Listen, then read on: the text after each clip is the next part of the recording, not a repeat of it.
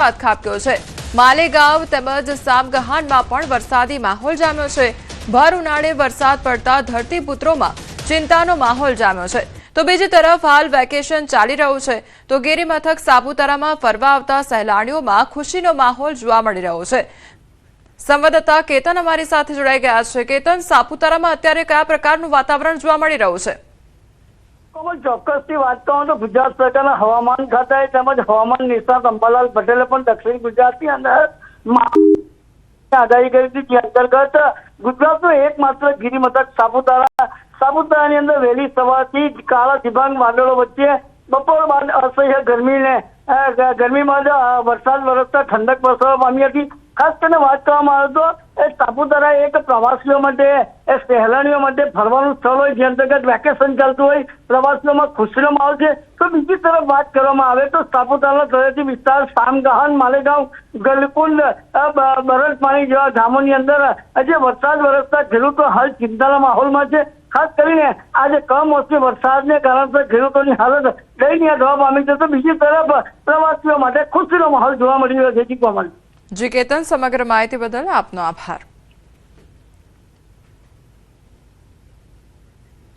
આજે રાજ્યના 12 જિલ્લામાં વરસાદી છાંટા પડી શકે છે। વરસાદ અંગે હવામાન વિભાગની આગાહી સામે આવી છે।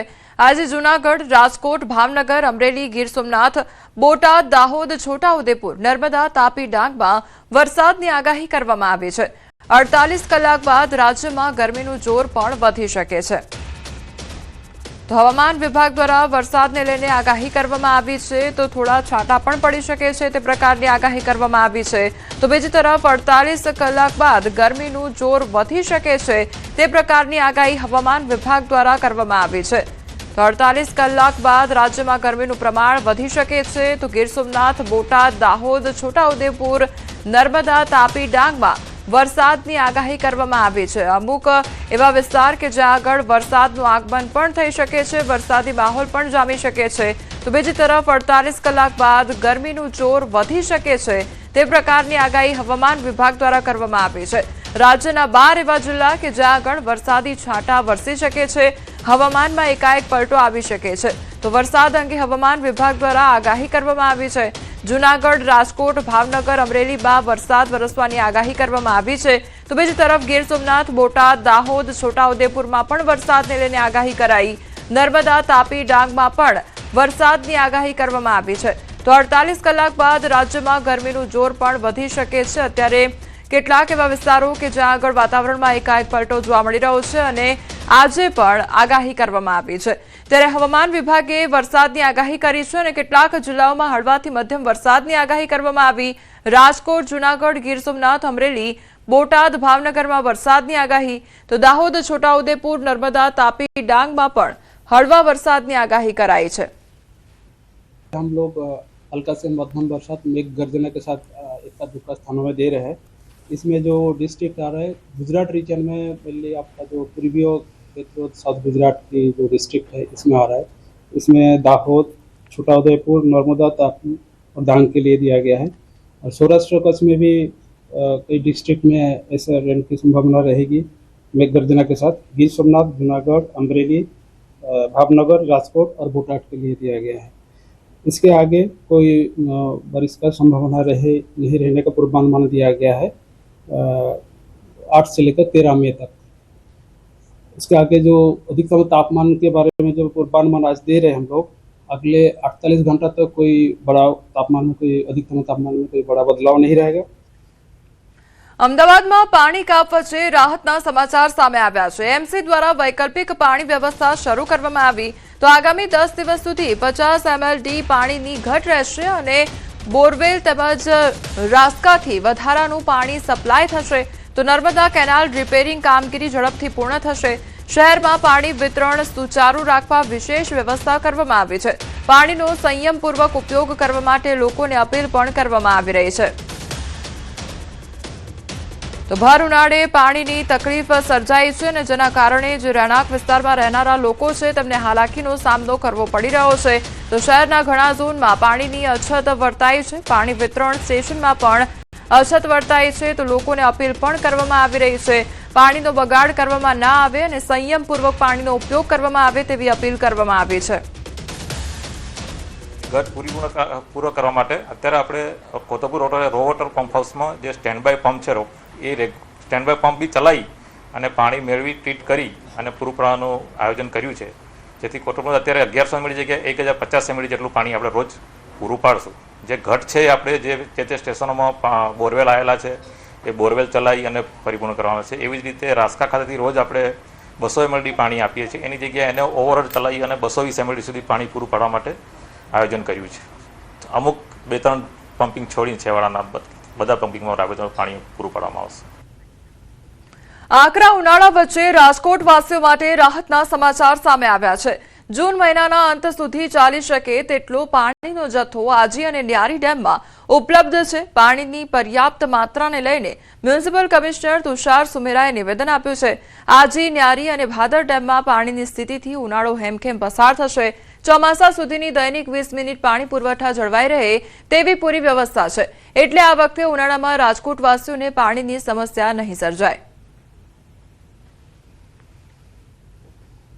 ગરમી પણ વધારે છે, આવા કદાચ એના ઉપરાંત અમારે થોડું ઘણું જથ્થાની અંદર પણ સપ્લાયને એન્શ્યોર કરવાનું થાય તો પણ અમે કરવાની ખરા અર્થમાં સ્થિતિમાં છીએ. પરંતુ હું આપને જણાવું કે રોજના જે અમે 20 મિનિટનું અમારું પાણી જે દરેક 18 વોટનું આપી રહ્યા છીએ એ અમે સંપૂર્ણ ચોમાસા દરમિયાન અમે એન્શ્યોર કરી શકીશું. અમદાવાદમાં ઉનાળાની સિઝન દરમિયાન બરફની વધતી માંગને ધ્યાનમાં રાખીને એએમસી દ્વારા બરફની ફેક્ટરીઓમાં સરપ્રાઇઝ ચેકિંગ હાથ ધરવામાં આવ્યું છે. ચેકિંગ દરમિયાન ક્લોરીન લેવલ તેમજ સાફ સફાઈની ખાસ તપાસ કરવામાં આવી હતી. દરરોજ ક્લોરીન ટેસ્ટ થાય છે કે નહીં તેની પણ ચકાસણી કરવામાં આવી. આ ઉપરાંત મહિનામાં 2 વખત પાણીના નમૂનાઓ લેવામાં આવે છે, જેમાં એક નમૂનો પ્રાઇવેટ લેબમાં અને બીજો દુધેશ્વર સ્થિત સેન્ટ્રલ લેબોરેટરીમાં તપાસ માટે મોકલવામાં આવે છે. શહેરની કુલ 6 બરફ ફેક્ટરીમાંથી 4 ફેક્ટરીમાં તપાસ હાથ ધરવામાં આવશે. એએમસી દ્વારા લોકોના આરોગ્યને ધ્યાનમાં રાખીને આ કાર્યવાહી વધુ તેજ કરવામાં આવી છે. નોંધનીય છે કે ઉનાળામાં કોમર્શિયલ અને ખાદ્ય એમ 2 પ્રકારના બરફની માંગ વધે છે અને ખાસ કરીને ખાદ્ય બરફમાં ક્લોરીનની માત્રા યોગ્ય હોવી જરૂરી માનવામાં આવતી હોય છે. અમે એડિબલ આઈસ બનાવીએ છીએ કે જે મ્યુનિસિપાલિટીના શુદ્ધ પાણીમાંથી બનેલો હોય છે અને એની અંદર અમે ક્લોરીન વખતો વખત અમદાવાદ મ્યુનિસિપાલિટી કોર્પોરેશનના હેલ્થ ડિપાર્ટમેન્ટના સ્ટાન્ડર્ડ પ્રમાણે એડ કરતા હોઈએ છીએ. હા, અમે એડિબલ આઈસ બનાવીએ છીએ. અમારે લગભગ ઉનાળાની અંદર જ ડિમાન્ડ અપ હોય, બાકી ઠંડીની સિઝનમાં તો નોર્મલ બરફ ચાલતો જ હોય. શહેરમાં એક તરફ ગરમીનો પારો વધી રહ્યો છે તો બીજી તરફ કહી શકાય કે બરફની ડિમાન્ડ પણ શહેરની અંદર વધી રહી છે. અમદાવાદ શહેરમાં જેટલી ફેક્ટરીઓ આવેલી છે બરફ ફેક્ટરીઓ, તેમાં તેની ડિમાન્ડ વધતી હોય છે અને ઠંડા પીણા માટે સૌથી વધુ બરફનો ઉપયોગ કરવામાં આવતો છે. આજે મહાનગરપાલિકાના ફૂડ વિભાગે તમામ જે બરફ બનાવતા એકમો છે તેની ઉપર ચેકિંગ હાથ ધર્યું હતું અને કઈ રીતના નિયમોનું પાલન કરે તેની તપાસ કરવામાં આવી. જોયા છે ફૂડ અધિકારી. સર, આપનું નામ અને ખાસ કરીને આજે જે આપણે કામગીરી કરી છે, કારણ કે ગરમી સિઝનમાં સૌથી વધુ બરફની ડિમાન્ડ વધતી હોય છે, ખાદ્ય પદાર્થમાં ઉપયોગ થતો હોય છે, ગોલામાં પણ વધુ ઉપયોગ થતો હોય છે. શું કામગીરી આજની કરી છે મહાનગરપાલિકાએ? મારું નામ ડોક્ટર વૈભવ પટેલ છે. આજે આપણે મધ્ય ઝોનમાં 6 આઈસ ફેક્ટરી આવેલી છે, તો ત્યાં જે પાણીના વપરાશથી બરફ બનાવવામાં આવે છે તે પાણી યોગ્ય ગુણવત્તાસભર તથા ક્લોરીન યુક્ત છે કે નહીં તેનું આપણે ચેકિંગ કરવામાં આવ્યું છે. આજે આપણે અહીંયા આવ્યા છીએ. આ આઈસ ફેક્ટરીમાં જે પાણી વપરાશમાં લેવામાં આવે છે તે પાણી આપણે કસનળીમાં લીધું છે. ત્યારબાદ ક્લોરીન ટેસ્ટ માટે વપરાતા ઓર્થોટોલ્યુડિન સોલ્યુશનના 2 ડ્રોપ્સ આમાં નાખ્યા છે, જેથી આપ જોઈ શકો છો કે તેમાં આ પાણીનો કલર ચેન્જ થયો છે, જે દર્શાવે છે કે અહીંયા પાણીમાં ક્લોરીનની યોગ્ય માત્રા છે. જો ક્લોરીન ના હોય તો આ ક્લોરોસ્કોપ છે, એમાં આ જે લાસ્ટમાં બતાવ્યું છે એ પ્રમાણે કોઈ કલર ચેન્જ થતો નથી. કોઈ બી ગમે તે જગ્યાએ નીચે પડેલો બરફ કે નીચે ખુલ્લામાં પડી રહેલા ઠંડા ખાણીપીણીના ચાલતા હોય છે, સ્ટ્રીટ ફૂડ લારીઓ ઉપર જે બિન આરોગ્યપ્રદ ખોરાક મળતો હોય છે તેને ખાવાનો ટાળવો જોઈએ. તો હાલ જે કહે છે કે મહાનગરપાલિકાએ આ તમામ એકમો ઉપર કાર્યવાહી હાથ ધરી છે અને સેમ્પલ લઈ રહ્યા છે અને એ ચોક્કસ કહી શકાય કે આપ જે ગોલો ખાઈ રહ્યા છો, ઉનાળામાં સૌથી ગોલો ખવાતો છે, પરંતુ એ ગોલો આપણે કાળજી લેવાની જરૂર છે કે એ ગોલાનો બરફ છે એ કયો છે. રામ પટેલનો અહેવાલ, ન્યૂઝ 18 અમદાવાદ. લીવર કિડની ખરાબ કરતા રંગોથી રહેજો સાવધાન. સુરતમાં આરોગ્ય વિભાગના વિવિધ સ્થળોએ દરોડા પાડવામાં આવ્યા. તો મેંગો શેકની 21, આઈસ ડીશની 15 દુકાનો પર દરોડા પાડવામાં આવ્યા. નુકસાનકારક રંગ અને એસેન્ટના ઉપયોગની શંકા હાથ ધરવામાં આવી છે. ત્યારે ઝાડા ઉલટીના કેસ વધતા આરોગ્ય વિભાગનું એક્શન મોડમાં આવી ગયું છે. ત્યારે સેમ્પલના શનિવાર સુધીમાં જ રિપોર્ટ છે તે પણ આવશે. અડાજણ, કતારગામ અથવા વરાછાની મોટી એજન્સીઓ પર પણ તપાસ હાથ ધરવામાં આવી છે. શ્રમિક વિસ્તારોમાં વેચાતા સસ્તા રસમાં ભેળસેળની વધુ શંકા વર્તાઈ રહી છે.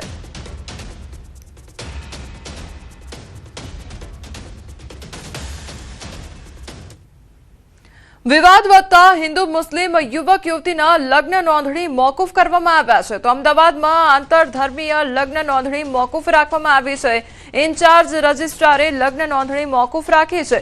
તો વીપના અસારવા જિલ્લા અધ્યક્ષ શ્રેયાંશ શાહનું નિવેદન સામે આવ્યું છે. રજિસ્ટ્રારને રજૂઆત કરતા હાલ પૂરતું આ લગ્ન મોકૂફ રાખવામાં આવ્યા છે. હાઈકોર્ટના આદેશ હતો. અમે ગાંધી ચિંધ્યા માર્ગે રજૂઆત કરી હતી.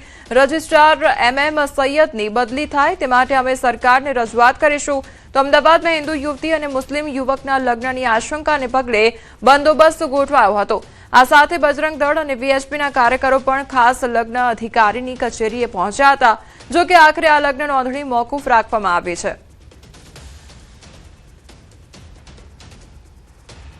રજિસ્ટ્રારને મળીને રજૂઆત કરેલી હતી ત્યારે અમને માહિતી મળી હતી કે જે વિવાદાસ્પદ સૈયદ સાહેબ છે જે એનો રજિસ્ટ્રાર તે આજે રજા ઉપર જાણી જોઈને ઉતરી ગયો છે. એટલે જે ચાર્જમાં અધિકારી હતા તેમને અમે રજૂઆત કરી કે ભાઈ તમે તો ચાર્જમાં તો તમે શું કરવા માથે લો છો. એટલે એમણે અમારી માંગણીને ગ્રાહ્ય રાખી અને તેમણે આ અત્યારે હાલ પૂરતું મોકૂફ રાખ્યું છે રજિસ્ટ્રાર. સુરતમાં ભંગારના ગોડાઉનમાં ભીષણ આગ લાગવાની ઘટના સામે આવી છે. માંગરોળના પીપોદરા ગામે આગની ઘટના બની. તો ગેરેજના વાહનો પણ આગની ઝપેટમાં આવી ગયા. નેશનલ હાઈવેને અડીને આવેલા ગોડાઉનમાં આગ લાગવાની ઘટના બની. ગોડાઉનની આગ બાજુના ગેરેજ સુધી પ્રસરી ગઈ હતી. તો ગેરેજમાં રિપેરિંગમાં આવેલા 3 ટેમ્પા આગની જ્વાળામાં લપેટાઈ ગયા. 3 ટેમ્પા પણ બળીને ખાખ થઈ ગયા. તો આગ પર કાબુ મેળવવાના પ્રયાસ શરૂ કરવામાં આવ્યા છે. તો ગેરેજના જે વાહનો હતા તે પણ આગમાં ખાખ થઈ ગયા. ભંગારના ગોડાઉનમાં ભીષણ આગ લાગવાની ઘટના સામે આવી છે. સુરતના આ દ્રશ્યો સામે આવ્યા છે.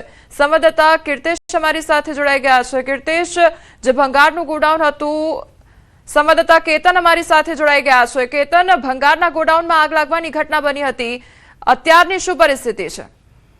જે કોઈ ચોક્કસથી વાત કરું તો સુરત જિલ્લાના માંગરોળ તાલુકાના પીપોદરા સ્થિત ભાગ્યોદય હોટલની સામે આવેલા પુઠાના ગોડાઉન જે હતું, ભંગારનું ગોડાઉન હતું, બાજુમાં એ ગોડાઉનની અંદર ભીષણ આગ લાગવા પામી હતી. આગ લાગતાની સાથે જ અફરાતફરીનો માહોલ સર્જાવા પામ્યો હતો. અને ખાસ કરીને વાત કરવામાં આવે તો જે કોસંબા સ્થિત સુમિલોન ફાયર ઘટના સ્થળે પહોંચી આગ ઉપર કાબુ મેળવવાનો પ્રયાસ કરવામાં આવ્યો હતો. જે અંતર્ગત ખાસ કરીને આ સમગ્ર ઘટનાની અંદર કોઈ જાનહાનિના અહેવાલ પ્રાપ્ત થવા પામ્યા નથી. પરંતુ આગના ગોટા એટલા આજે ધુમાડાના ગોટા જે 1 કિલોમીટર દૂર સુધી દેખાતા લોકો અજંપામાં પામી ગયા હતા કે ગરમીના સિઝનની અંદર આગ લાગી છે ક્યાં. તો ખરેખર જોવા જાય તો આ જગ્યા પર લાગતા અફરાતફરી મચી હતી. અને સુમિલોન ફાયરે હાલ આગ ઉપર સંપૂર્ણ કાબુ મેળવી અને કુલિંગની પ્રક્રિયા હાથ ધરવામાં આવી હતી.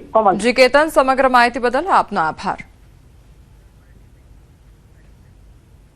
વડોદરામાં SSG હોસ્પિટલમાં તબીબો પર હુમલાની ઘટના સામે આવી અને ત્યારબાદ હોસ્પિટલ તંત્ર અને પોલીસ દ્વારા પરિસરનું કોમ્બિંગ કરવામાં આવ્યું. ત્યારે ડીસીપી મંજીતા વણઝારાએ CCTV સહિત સુરક્ષા વ્યવસ્થાનું નિરીક્ષણ કર્યું. કોમ્બિંગ દરમિયાન પ્રથમ ગ્રાસે મક્ષિકા જેવો ઘાટ સર્જાયો અને હોસ્પિટલની લાઇટો ગોલ થતા અંધારપટ છવાઈ ગયું. તો મોબાઈલની લાઇટની મદદથી નિરીક્ષણ કરવામાં આવ્યું. ડીસીપીએ કહ્યું, જ્યાં જરૂર જણાશે ત્યાં હજી સુરક્ષા વધારવામાં આવશે. જો કોઈ ખામીઓ હશે તો તેને દૂર પણ કરવામાં આવશે. સૌથી મોટી સયાજી હોસ્પિટલમાં આસપાસના રાજ્યોમાંથી જે દર્દીઓ છે અને તેમના સગા છે તે આવતા હોય છે. ત્યારે ભૂતકાળમાં આપણે જોયું છે કે અનેક વખત જે મેડિકલ સ્ટાફ હોય છે, તબીબો છે, તેમના પર દર્દીના સગા દ્વારા જે હુમલો છે તે કરવામાં આવતો હોય છે. આ તાજેતરમાં જ એક ઘટના જે છે તે ઘટી ગઈ હતી. એના કારણે હવે જે તંત્ર છે તે સજાગ થયું છે અને SSG હોસ્પિટલના સુપ્રિન્ટેન્ડન્ટ તેમજ જે ડીસીપી છે મંજીતાબેન વણઝારા તેઓ અત્યારે કોમ્બિંગ કરી રહ્યા છે. ભૂતકાળમાં જે ઘટનાઓ ઘટી છે તબીબો પર હુમલાની, એના સંદર્ભમાં અત્યારે આપણે કોમ્બિંગ કરી રહ્યા છે. કેવા પ્રકારની વ્યવસ્થાનું નિરીક્ષણ કરી રહ્યા છે? અત્યારે હાલ ડૉક્ટર અય્યર સાહેબ છે, એના ડીન છે, સાથે સાથે એસએસજીની સમગ્ર મેડિકલ વિભાગની ટીમો છે, અમારી પોલીસની ટીમો છે. સુરક્ષા વિશ્લેષણ ચાલી રહ્યું છે. સુરક્ષા કેવી રીતે વધારે સઘન થાય, એકબીજા સાથે કમ્યુનિકેશન કેવી રીતે સ્ટ્રોંગ રહે, પેશન્ટ્સ અને ડૉક્ટર્સનો ફૂટફોલ છે, સાથે સાથે પેશન્ટના ઇસ્યુઝ ઓછા થાય, પાર્કિંગના ઇસ્યુ ઓછા થાય, નાના મોટા ઘર્ષણના બનાવો છે કેટલા ઓછા થઈ શકે, સીસીટીવી કેમેરા બરાબર કામ કરી રહ્યા છે કે નહીં, ગેટની સુરક્ષા ગાર્ડ પણ વ્યવસ્થિત છે કે નહીં, એ બધું આખું વિશ્લેષણ કરીને એક સમગ્ર એસઓપી બનાવી રહ્યા છે, તો જેથી વધારે સ્મૂથ ઓપરેશન થાય અને આ સમગ્ર એસએસજી હોસ્પિટલની સુરક્ષા વધારે સઘન થાય એના માટે પ્રયત્નો ચાલુ છે. એસએસજી હોસ્પિટલના જુદા જુદા વિભાગ જે છે ત્યાં પણ નિરીક્ષણ કરવામાં આવ્યું છે અને તબીબો અને મેડિકલ સ્ટાફ જે છે તેઓ સુરક્ષિત માહોલમાં અહીંયા પોતાની ફરજ નિભાવી શકે તેવા પ્રકારની વ્યવસ્થા થાય તેવા પ્રકારનું આવ્યું છે. છેલ્લી ઘડી સુધી ટિકિટની રાહ જોવાની તેવી પણ વાત કરવામાં આવી. તો છેલ્લી ઘડી સુધી લોબિંગ કરીએ, ટિકિટ મળે તો ઠીક, ના મળે તો પછી હરાવવાનું કામ કરીએ છીએ. ઇતિહાસ રહ્યો છે કોંગ્રેસના લોકોએ જ હરાવ્યું છે, ત્યારે બહારના લોકોથી આપણે આપણાથી હારીએ છીએ.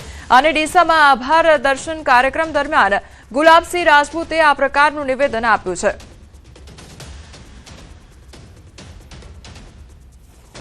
છેલ્લી ઘડી સુધી ટિકિટની રાહ જોઈએ, છેલ્લી ઘડી સુધી આપણે લોબિંગ કરીએ અને મળે તો ઠીક છે, ના મળે તો પછી બીજું કરીએ. હરાવવાનું કામ કોંગ્રેસ જ હરાવે, બાકી કોઈ હરાવી શકતું જ નથી.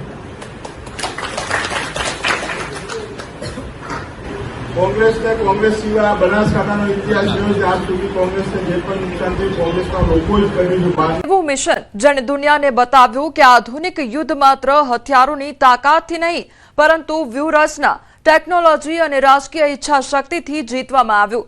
આજે વાત આ મિશનના એ 6 સ્તંભની, જેણે ભારતને વધુ મજબૂત, આત્મનિર્ભર અને સક્ષમ દેશ તરીકે દુનિયા સામે રજૂ કર્યો.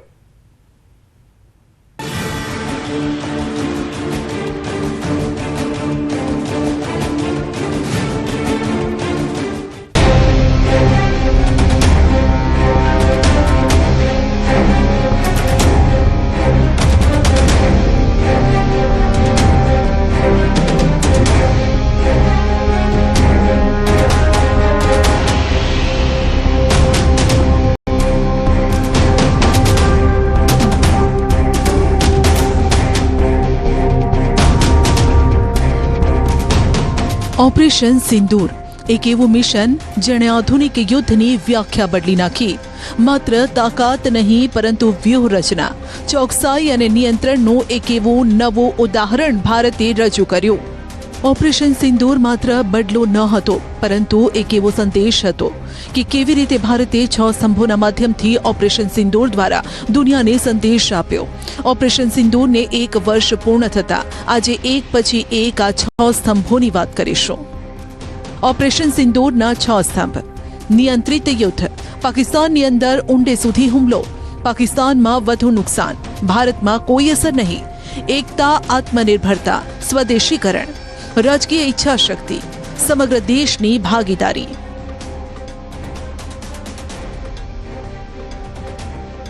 આજના ઘણા યુદ્ધો લાંબા સમય સુધી ચાલે છે કારણ કે તેમાં સ્પષ્ટ લક્ષ્ય અને બહાર નીકળવાની યોજના હોતી નથી. ઓપરેશન સિંદૂરમાં ભારતે શરૂઆતથી જ સ્પષ્ટ લક્ષ્યો નક્કી કર્યા હતા, જેમાં નિયંત્રિત યુદ્ધ, આતંકવાદીઓ અને તેમના સમર્થકોનો ખાત્મો કરવો, નાગરિકોને નુકસાન ન પહોંચાડવું. ભારતે ખૂબ ચોક્કસ અને આયોજનબદ્ધ રીતે હુમલો કર્યો અને માત્ર 88 કલાકમાં પોતાના લક્ષ્યો પૂર્ણ કરીને પોતે જ ઓપરેશન સમાપ્ત કરી દીધું. આ દર્શાવે છે કે ભારત નિયંત્રિત અને મર્યાદિત યુદ્ધ કરવાની ક્ષમતા ધરાવે છે. લશ્કરે તૈયબા, જૈશ એ મોહમ્મદ, હિઝબુલ મુજાહિદ્દીનના ઠેકાણાઓ નષ્ટ કર્યા. સિયાલકોટ, બહાવલપુર જેવા મુખ્ય વિસ્તારો સુધી પહોંચ બનાવી. ભારતે પાકિસ્તાન અને પાક અધિકૃત પીઓકેમાં આવેલા 9 મોટા આતંકી ઠેકાણાઓને નિશાન બનાવ્યા. 100થી વધુ આતંકવાદીઓને ઠાર કરવામાં આવ્યા, જેમાં મોટા નામો પણ સામેલ હતા. આથી એવો સંદેશ ગયો કે આતંકવાદીઓને હવે કોઈ પણ જગ્યાએ સુરક્ષિત આશ્રય નહીં મળે. ભારતે પાકિસ્તાનને ભારે નુકસાન પહોંચાડ્યું. ભારતમાં લગભગ કોઈ નુકસાન થયું નથી. વાયુસેનાએ 23 મિનિટમાં મિશન પૂર્ણ કર્યું. સામાન્ય રીતે યુદ્ધ બંને દેશોને નુકસાન પહોંચાડે છે, પરંતુ અહીં એવું બન્યું નહીં. ભારતની એર ડિફેન્સ સિસ્ટમે દુશ્મનના ડ્રોન અને મિસાઇલોને રોકી દીધા. સેના, વાયુસેના અને નૌસેનાએ મળીને કામ કર્યું. ભારતે પોતાના હથિયારો પર વિશ્વાસ કર્યો. મોટાભાગની ટેકનોલોજી દેશમાં જ બનાવાઈ. બ્રહ્મોસ, આકાશ, તેજસ જેવી સ્વદેશી સિસ્ટમોનો ઉપયોગ કરવામાં આવ્યો. ભારત હવે રક્ષણ ઉત્પાદન ક્ષેત્રમાં ઘણી હદ સુધી આત્મનિર્ભર બની ગયું છે. આતંકવાદીઓ પર સટીક હુમલો કરો, નાગરિકોને કોઈ નુકસાન ન થાય. નેતૃત્વે સંપૂર્ણ જવાબદારી લીધી અને કૂટનૈતિક સ્તરે પણ પાકિસ્તાનને અલગ થલગ કરી દીધું. આથી ભારતે પહેલીવાર પાકિસ્તાનની અંદર ઊંડે સુધી કાર્યવાહી કરી.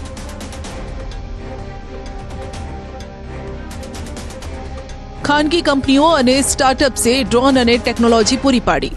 ઇસરોએ સેટેલાઇટ દ્વારા નજર રાખી. સરકારે ફેક ન્યૂઝ અને પ્રોપોગેન્ડાને રોક્યા. આ માત્ર સેનાનું ઓપરેશન ન હતું, પરંતુ સમગ્ર દેશના પ્રયાસ હતા. બધી એજન્સીઓ અને વિભાગોએ સાથે મળીને કામ કર્યું, જેના કારણે ઓપરેશન વધુ મજબૂત બન્યું. એ જ કારણ છે કે ભારતે દુશ્મનને ભારે નુકસાન પહોંચાડ્યું, જ્યારે પોતે સંપૂર્ણ સુરક્ષિત રહ્યો.